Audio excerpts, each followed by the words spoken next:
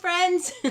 I'm a little slow getting started this afternoon, I guess. Sorry about that, but welcome to the third in our series. This is Determiners Part 2. And let's see if we can get started here.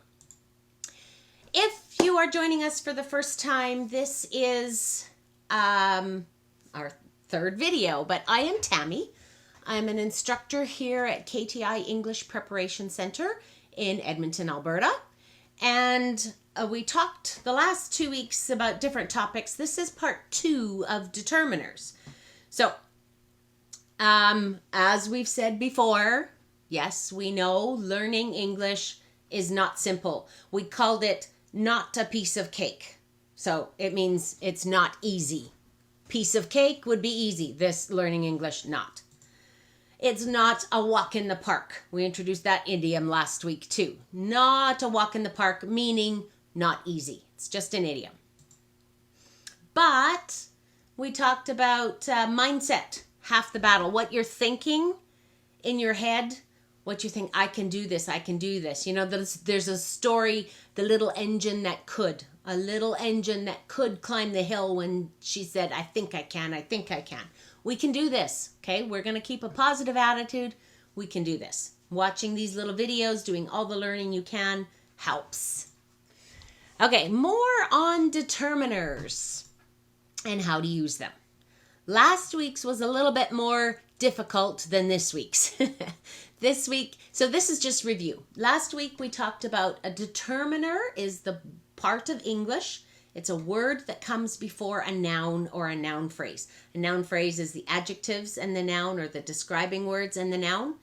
It gives more details to your reader or to your listener about what's going on in the sentence or what you're talking about. So like how many, how close, who it belongs to, that kind of thing.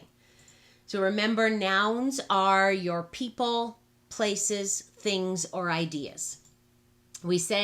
Last week we said you must have a determiner before singular nouns.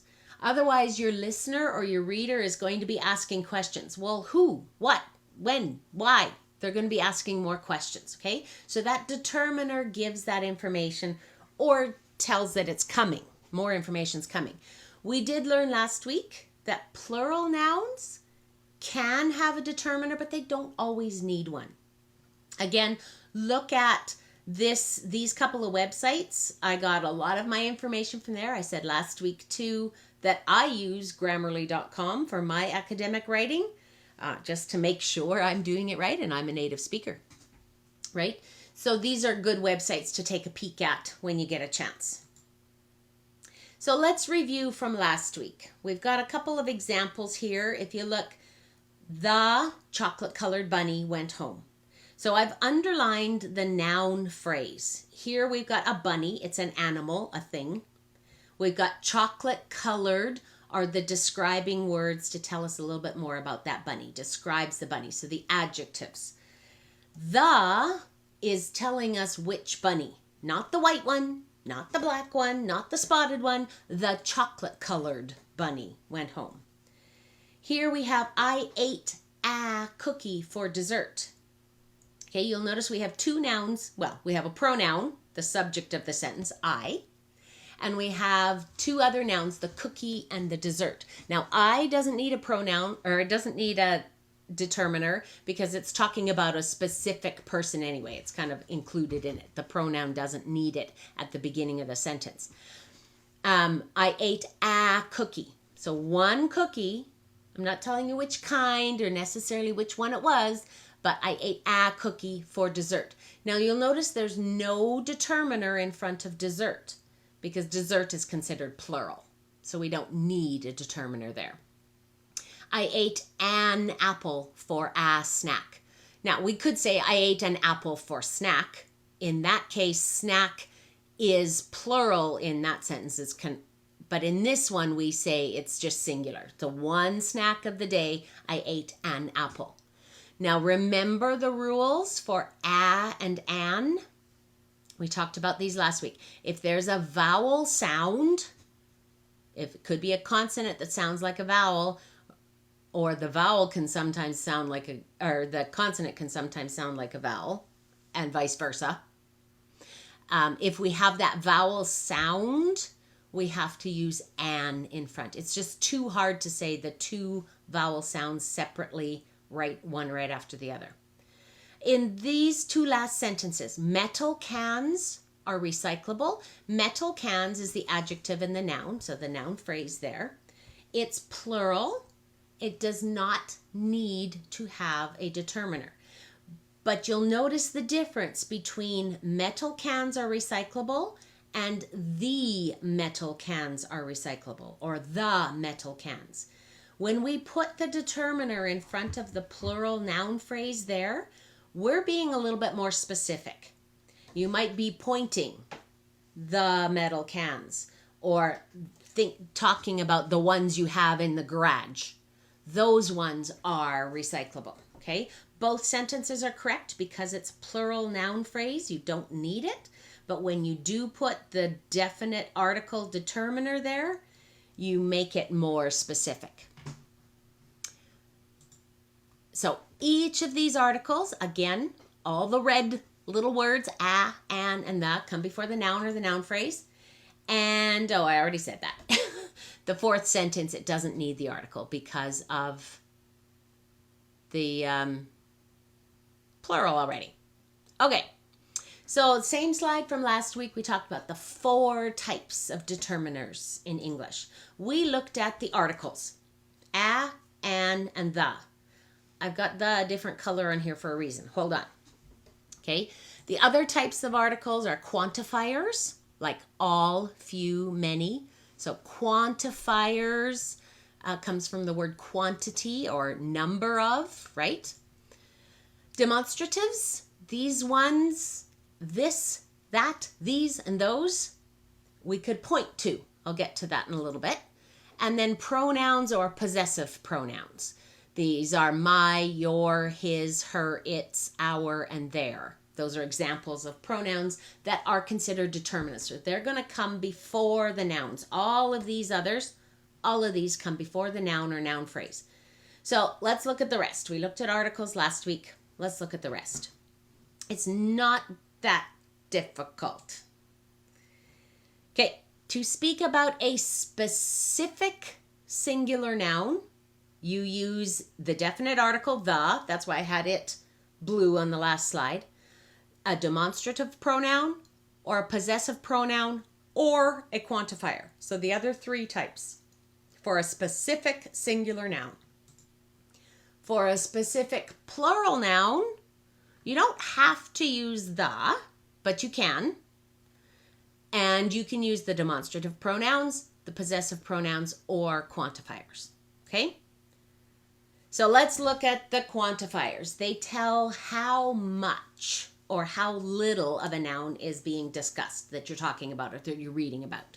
So words like many, some, few, all. You'll notice the numbers 5, 3, 10, 20, 100, most. All of those are quantifiers. They tell how much.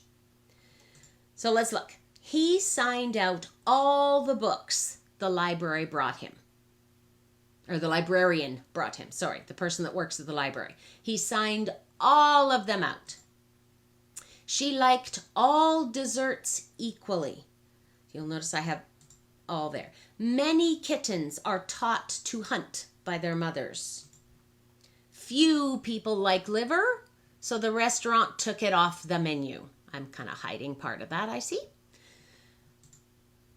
All can be used with the determiner the, in this case, all the books, or all of the books the librarian brought him.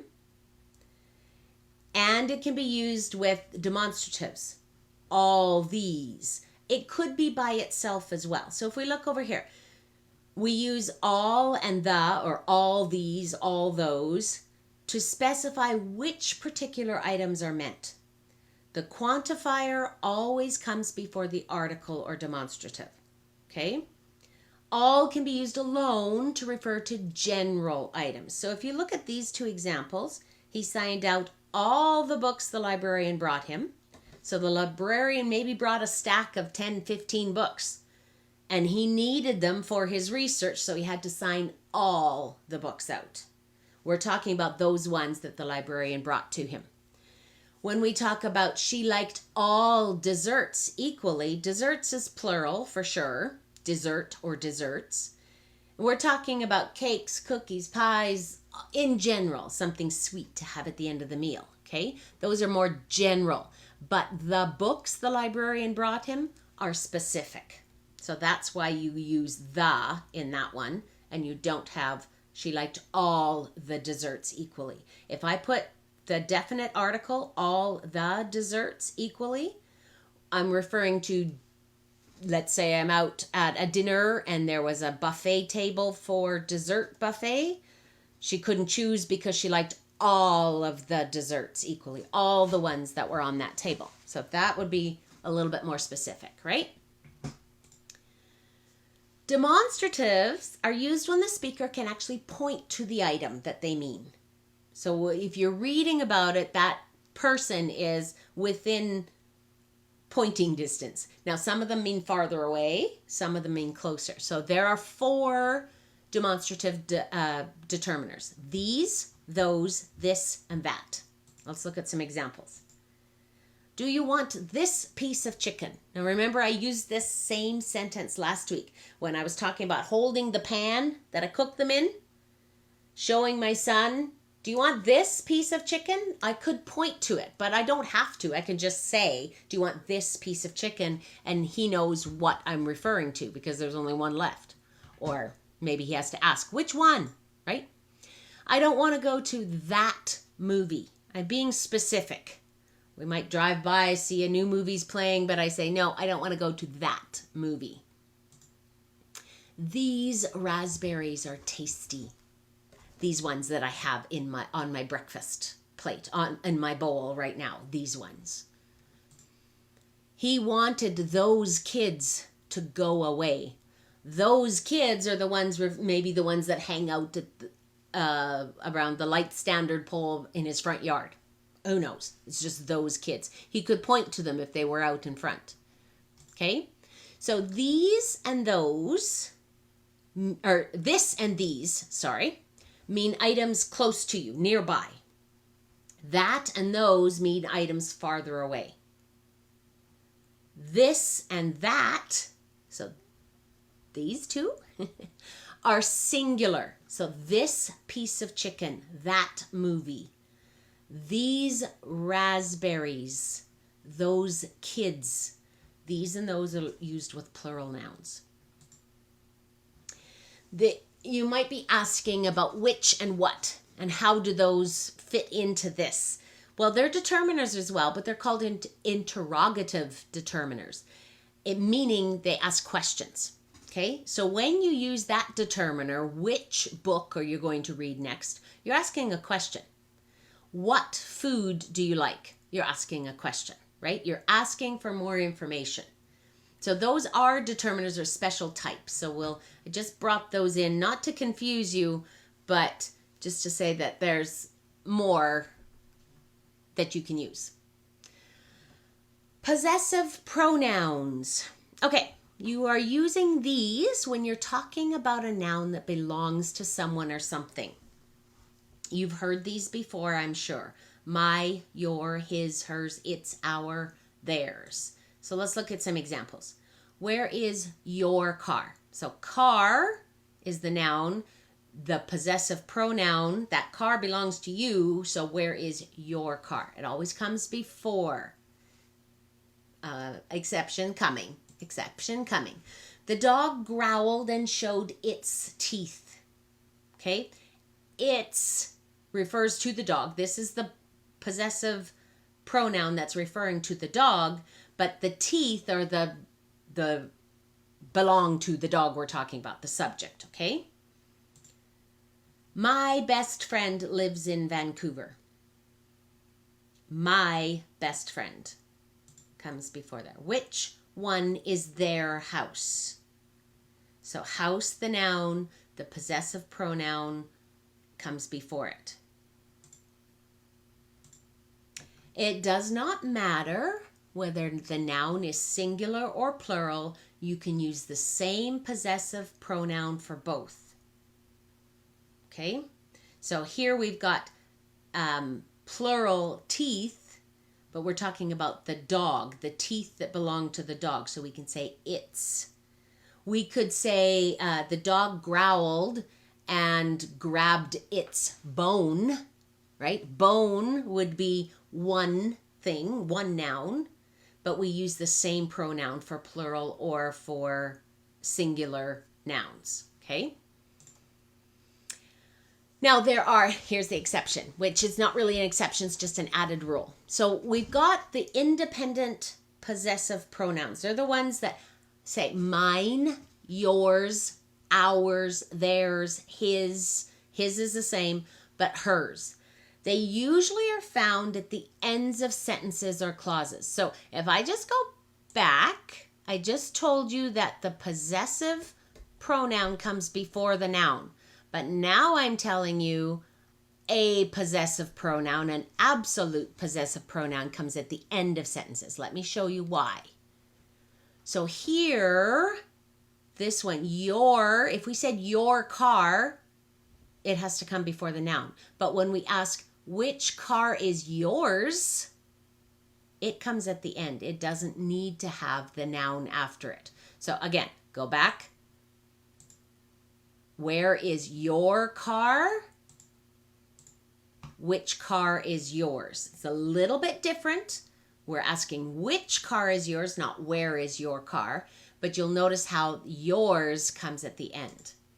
My phone is dead. Pass me yours. Okay?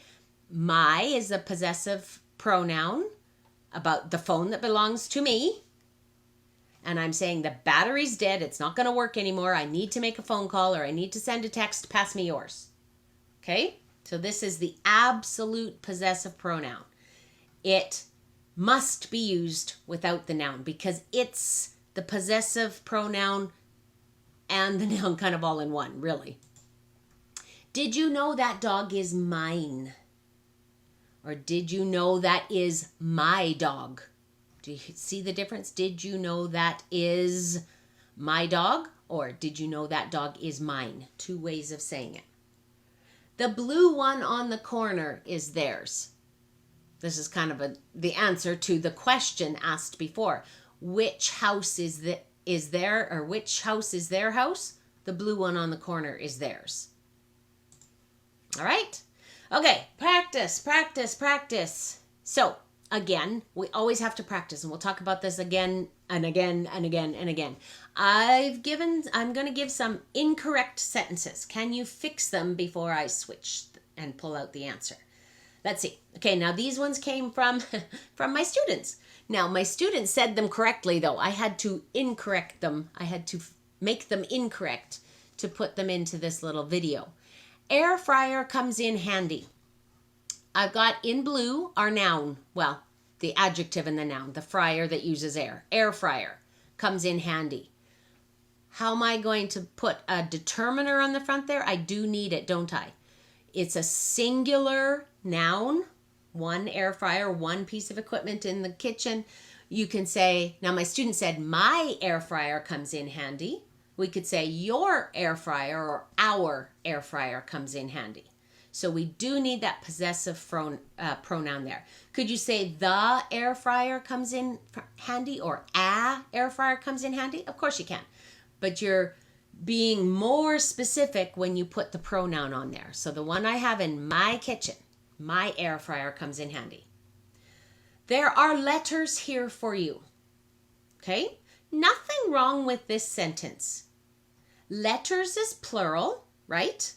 Letters is a plural noun, so you do not need a determiner. You do not have to have the. You can if you're being more specific. If you're talking about a specific letters, there are the letters here for you. Or that's not going to work. There are the letters. I have to be even more specific.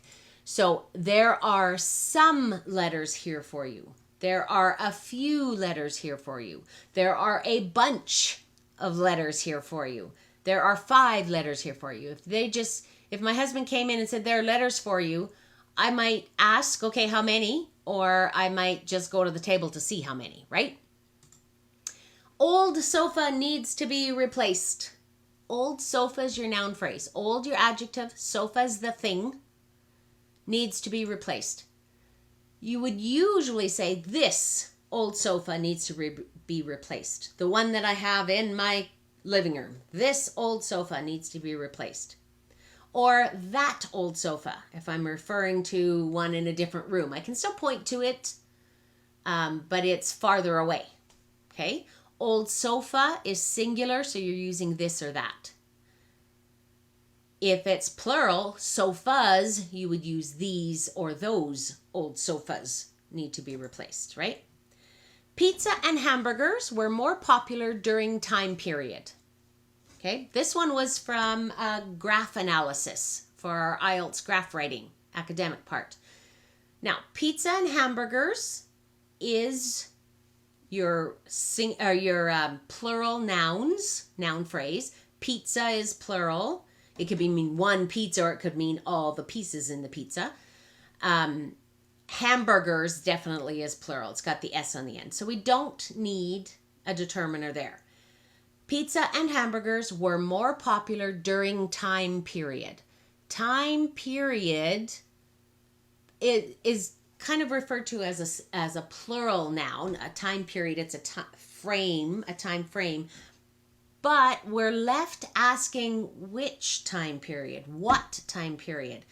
We're left needing a little bit more information in this sentence, okay? So we would say pizza and hamburgers were more popular during this time period. The one that I've already mentioned a sentence. It might have been during 2010 to 2020, pizza and hamburgers were more popular during this time period, right? It depends. That time period when you say this is going to be in that sentence before that you just spoke or you just wrote. Look at lovely flowers. Now, lovely flowers is plural, so generally you would not need a determiner there. Plural nouns, you don't have to. In this case, it makes more sense. Look at lovely flowers. It makes more sense to say look at those lovely flowers or look at these lovely flowers. So imagine yourself going out for a walk. Vancouver would have flowers by now, probably. Edmonton does not. But if you are going out for a walk with your family and you see the tulips coming up in your neighbor's yard, you're going right by them. Look at these lovely flowers. Or you could be down the street. Look at those ones too, across the street. You would be able to point to them, right? Again, flowers is plural, so you have to use these or those. Okay, back to the end now. Let's review some steps. So we've said in our previous videos, and you're going to hear it over and over again, practice makes progress, right? So you listen to English everywhere you can. You speak English every chance you get. Make it a routine. Make it a schedule. We mentioned last week about maybe setting a time with the kids. If you've got kids, setting a time at home that you have to speak in English. Just a short period of time. Schedule it. Make it a routine. Driving home from the school today, I turned on the radio. I was by myself, so guess what I was doing? I was singing the song. If you're going, that's a good way to practice speaking in English. Sing some of your favorite songs, as long as they're English songs, right? You do that in your native language, songs that you enjoy in your native language. Practice singing some English songs. If you're not sure what the words are, even me, native speaker, can't understand them sometimes. Google or search up the lyrics to a song, read through them, and then figure out which ones they are and sing it when it comes on the radio next time. Practice writing sentences. Okay, we talked about having our kids check them over. Those of you without school-age native speakers, children that are school-age native speakers, you'll have to use some kind of software like a grammar checker. Again, talking about Grammarly.com again. Just open it up in your browser, type in a sentence, see if it makes any corrections. It's not perfect, but they're pretty good at checking for grammar. And again, this comes with part of making it a routine. Schedule in the time. If you need to schedule a class, like some of my students have said, If they're scheduled for a class at 11 o'clock, they'll be there. If they say they're just going to practice on their own, they won't. It just depends. It's different for everybody. But if you can, and you've got it in the budget and you've got time, take a speaking class to get that extra practice that you might need. Join a discussion. This is the same slide from last time. Go on Facebook and make your comments. Read the comments that people make. Look for those specific things in the sentences, the determiners, and when people are using them, right? Okay. Key at the bottom. Stay positive. You can do this. So again, the thank you page. This is the same template for slides that I've used for our other ones. So thank you to Slides Carnival and Death to Stock Photo for making them free for us to use. And again, thank you for joining us. I seem to keep going at 30 minutes all the time. I'm trying to get it quicker, guys. But if you have questions, please check out our website. Contact us again on Facebook. We'd love to hear from you. Love to help you out. And if you have questions, just ask. So I will end it right there. I will see you next week. Check the posting for what our topic will be. I can't think of it off the top of my head right now. But we'll see you next week. Enjoy the rest of your week. Bye.